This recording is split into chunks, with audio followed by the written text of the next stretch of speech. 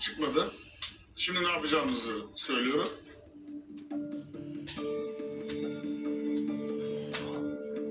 Çekiyorum anne söz. Nisanur, seni 5 dakika için dışarı alacağız. Ve mavi takıma da şunu söyleyeceğiz.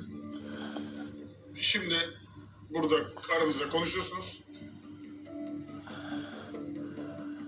Ve bu konuyu bir sonuca bağlıyorsunuz. Yani aranızda konuşup bize bir şekilde bir tarafın çoğunlukta olacağı bir cevap vermek zorundasınız. Nisanur, seni dışarı rica ediyorum. Teşekkür ediyorum. Biraz sonra davet edeceğiz.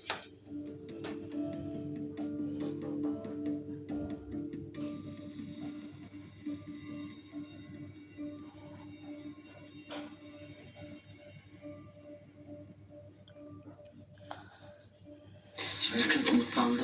Herkes gelsin. Hayal Şimdi bir şey söyleyeceğim. Ömer sen evet diyeceğim dediğin var Ramazan'da sen burada sen dedin ki madem dedin evet diyorsun ben dedim niye işte sen dört evet olur. Çünkü Gözde'nin hayır diyeceğini düşünüyorum. Ben de bir dakika dur. Çocuk kez bir dakika.